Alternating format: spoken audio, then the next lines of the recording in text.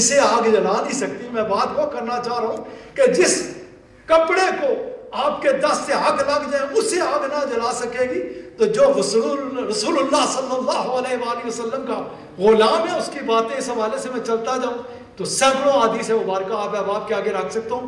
میں واپس جاتا ہوں جو میں بیان کر رہا تھا. بات وہ کیا تھی کہ آپ علیہ الصلوۃ والسلام رک گئے.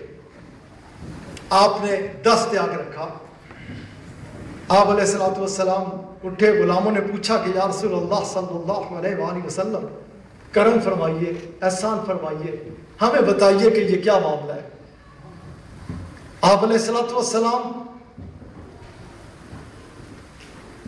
آپ نے اس وقت جو فرمایا وہ یوں ہے کہ جب میں نے اپنے اس غلام کو چھوڑا، جب تک میں ادھر تھا تو فرشتے دور تھے. جب میں چلنے لگا تو فرشتے بھی آگے بڑھے. میں نے دیکھا کہ ان میں دونوں قسم کے فرشتے، وہ فرشتے بھی ہیں کہ جو اس معاملے میں بندے سے باز پرس کرتے ہیں کہ جو پیشاب کے چھینٹوں سے نہیں بچاتا اپنے کپڑوں کو. وہ میرے غلام کی طرف بڑھنے لگے یہ پوچھنے کے لیے. میں رک گیا. فرشتوں نے میرے آگے یوں عرض کی کہ یہ تو آپ کے رب کریم کا قانون بنایا ہوا ہے، ہم اس کے مطابق آئے ہیں. میں نے رسول اللہ صلی اللہ علیہ وآلہ وسلم آقا علیہ الصلوۃ والسلام آپ فرماتے ہیں کہ میں نے انہیں یوں کہا کہ جا کے رب کریم کے آگے کہہ دو کہ تیرے حبیب علیہ الصلوۃ والسلام عذاب نہیں کرنے دیتے. سبحان اللہ. آپ فرماتے ہیں جب میں نے کہا فرشتے گئے رب کریم کے آگے عرض کی تو رب کریم نے ایک قانون بنا دیا جس پہ تم دیکھ رہے ہو کہ میرے چہرے پہ جو تم پوچھ رہے ہو مسکراہٹ گہری، وہ کس بات پہ ہوئی کہ رب کریم نے فرشتوں کو یوں فرمایا، یوں حکم دیا کہ جو میرے حبیب علیہ الصلوۃ والسلام فرماتے ہیں ویسے ہی کرو. لیکن آگے سے ایک چیز یاد رکھنا اور بھی کہ جس قبرستان میں میرے حبیب علیہ الصلوۃ والسلام تشریف لے جائیں، جب تک آپ علیہ الصلوۃ والسلام کے نالین پاک کے ساتھ جو مٹی لگتی ہے وہ اس قبرستان میں موجود رہے. جب تک وہ ایک ذرہ بھی اس قبرستان کے اندر موجود ہے، اس قبرستان میں کسی بھی مردے کو، اس قبرستان میں کسی بھی مردے کو تم نے عذاب ہی نہیں کرنا.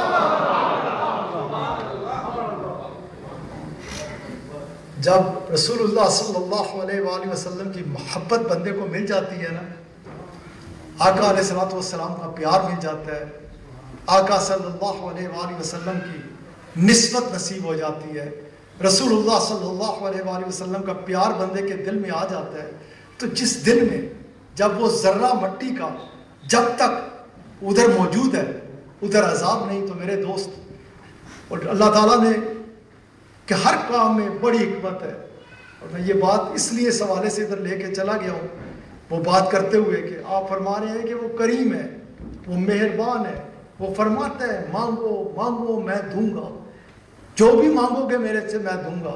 لیکن اگر کوئی یہ گمان کرے نا، یہ یاد رکھیے، اسی لیے میں نے پہلے بتایا کہ نسبت اس مہینے میں وہ کیوں کہہ رہا ہے شعبان المعظم کی نسبت ہے رسول اللہ صلی اللہ علیہ وآلہ وسلم کے ساتھ. اس میں اللہ تعالیٰ یوں کرم فرما رہا ہے. اگر کوئی یہ گمان کرے نا کہ آقا علیہ الصلوۃ والسلام سے ہٹ کے رسول اللہ صلی اللہ علیہ وآلہ وسلم آپ علیہ الصلوۃ والسلام کا وسیلہ چھوڑ کے اس سے ہٹ کر اس سے کچھ مانگ سکتا ہے، کچھ پا سکتا ہے، تو وہ نادانی کا شکار ہے. جو کچھ اللہ کریم نے بنایا اپنے حبیب علیہ الصلوۃ والسلام کے صدقے بنایا ہے. جو کچھ ملتا ہے اس کے حبیب علیہ الصلوۃ والسلام کے صدقے ملتا ہے. میں نے اپنے شاہ کامل کو اس رات پہ جب بھی، آپ تو گھنٹوں کے حساب سے ادھر حال کا مسئلہ ہے، میں بات کو سمیٹ رہا ہوں، ختم کر رہا ہوں. آپ کئی گھنٹے اس رات اتنا خوبصورت بیان فرمایا کرتے، لطف آ جایا کرتا تھا. آپ جب اس کو سمیٹا کرتے تو آپ کا یہی انداز مبارک ہوتا تھا کہ یاد ایک چیز ہمیشہ ذہن میں رکھیے کہ اللہ کریم سے اس کے کرم کی بھیک، اس کا فضل اگر ملے گا تو اس کے حبیب علیہ الصلوۃ والسلام کے صدقے سے ملے گا. آپ فرماتے نوافل پڑھو تو اول آخر درود شریف پڑھو، کوئی تسبیح پڑھو تو اول آخر درود شریف پڑھو، کچھ بھی پڑھو اول آخر درود شریف پڑھو.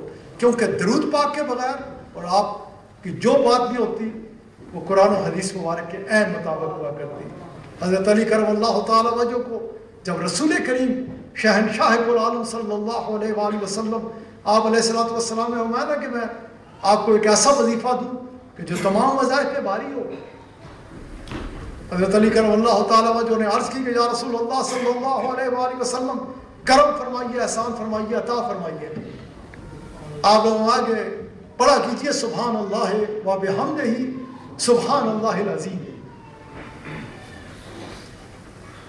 حدیث مبارکہ میں آتا ہے کہ حضرت علی کرم اللہ تعالیٰ وجہ کی آنکھوں سے آنسو کی جھڑی لگ گئی. آپ کی زبان مبارک سے جب یہ جملے نکلنے شروع ہوئے تو یہ انداز تھا الصلاۃ والسلام علیک یا سیدی یا رسول اللہ، الصلاۃ والسلام علیک یا سیدی یا حبیب اللہ، سبحان اللہ و بحمدہ سبحان اللہ العظیم، الصلاۃ والسلام علیک یا سیدی یا رسول اللہ، الصلاۃ والسلام علیک یا سیدی یا حبیب اللہ. اے میرے کریم آقا، اگر آپ نہ ہوتے تو مجھے یہ اس انعام سے نوازنے والا کون ہوتا؟ یہ تو آپ ہیں نا جنہوں نے مجھے یہ عطا فرمایا. میری زبان سے جب نکلے گا یوں ہی نکلے گا، پہلے بھی آپ پہ سلام اور بعد میں بھی آپ پہ سلام. میرے عزیز ساتھیوں، یہ بڑی عرفہ والا رات ہے، بڑی عظمتوں والی رات ہے، بڑی برکتوں والی رات ہے. ہمارے آقا علیہ السلام کا فرمان مبارک میں آپ کے آگے رکھ چکا کہ اللہ تعالیٰ خود فرماتے ہیں کہ مانگو میرے سے، مانگو مانگو مانگو. اور میں مانگو نا تو پھر مجھے تو یہ بڑی بڑی اچھی راتیں ملی ہیں الحمدللہ ثم الحمدللہ. ایسی راتیں بھی یہ نصیب ہوئی کہ مدینہ المنورہ میں کے ساتھ بہت سارے دوست، حیدر صاحب بھی شب برات گزار چکے ہیں ادھر، بہت سارے دوست ہم ادھر جا کے گنبد خضرا کے آگے بیٹھے ہوئے. ادھر بھی یہی عرض کی تھی کہ اے میرے کریم رب، اتنا بڑا کرم کر دیا، اتنا بڑا احسان کر دیا، اتنا بڑا انعام کر دیا کہ اپنے حبیب علیہ السلام کے دربار پاک میں حاضر کر دیا. اس سے بڑھ کر اب تیرے سے اور کیا چیز مانگ سکتے ہیں؟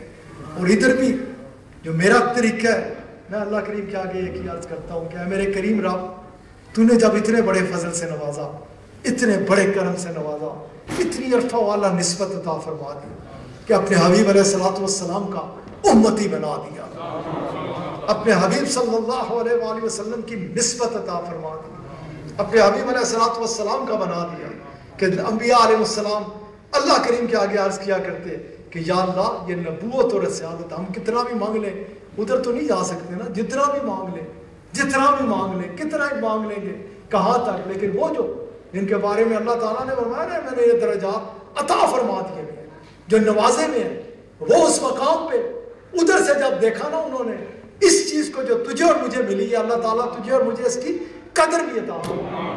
جب انہوں نے اس مقام سے اس کو دیکھا تو انہوں نے اپنے رب کے آگے عرض کی کہ اے میرے کریم رب، یہ لے لے، اپنے حبیب علیہ السلام کی غلامی دے دے، ان کا امتی بنا دے. تو ہم اپنے رب کریم کے آگے یہ عرض کریں کہ اے ہمارے کریم رب، تو نے اتنے بڑے انعام سے نواز دیا، اتنا بڑا کرم فرما دیا، اتنا بڑا انعام فرما دیا کہ اپنے حبیب علیہ السلام کا امتی بنا دیا. اب اے ہمارے کریم رب، اپنے کرم کے ساتھ، اپنے فضل کے ساتھ ہمیں آپ علیہ السلام کی سچی پکی پختہ محبت عطا فرما. ہمیں آقا علیہ السلام کے فرمودات کے عین مطابق اپنی زندگی کو بسر کرنے کی توفیق عطا فرما. ہمیں اپنے آقا علیہ السلام کے احکامات پر دل و جان سے عمل کرنے کی توفیق عطا فرما. اپنے رب کریم سے ہمیں یہ مانگنا، کیونکہ اس نے ہمیں جس اعزاز سے نواز دیا ہے، یہ اور بات ہے کہ ہم ادھر نہیں سمجھ سکتے، اور اگر ادھر سمجھ جائے تو اس کا امتحان کا اس کو کس طرح کہا جا سکتا ہے. یہ تو جب آگے جائیں گے، آگے پہنچیں گے، آگے دیکھیں گے کہ یہ سرور صاحب کو سلام ہے، بڑی خوبصورت ماشاءاللہ محفل سجائی. ان کو یہ ایسے ہی ان کے حصے میں آئی تھی، مقدر والے ہیں کہ یہ رات انہی کے حصے آئی تھی. ادھر جب میں نے حساب لگایا تو پتہ چلا کہ یہ رات آ رہی ہے. میں نے ان کو فون کیا، انہوں نے کہا نہیں، پھر میں گھر میں نہیں، کسی وسیع جگہ پہ خوبصورت انتظام کروں گا. واقعی خوبصورت منظر بنا رکھا ہے، خوبصورت سٹیج سجا رکھا ہے، خوبصورت محفل سجا رکھی ہے. اللہ کریم اس خوبصورت رات کے صدقے خوبصورت اجر بھی عطا فرمائے۔ ہمیں کیا پتا، جو میں بات کر رہا تھا کہ ابھی ہمیں کیا پتا کہ ادھر ان راتوں میں، اس محبت میں، اس دیوانگی میں، اس وارفتگی میں ہمیں کیا ملتا ہے۔ میں اپنے سینئر دوستوں سے، سینئر ترین دوست اسٹیج پہ بھی رونق افروز ہے، راجہ ریاض صاحب ہے، راجہ منظور صاحب ہے، سینئر دوست کئی رونق افروز ہے، سب کے سب میں آپ سب کو سے چاہوں گا کہ آپ سب دوستوں کے لیے دعا کریں، خاص طور پہ یہ نوجوانوں کے لیے۔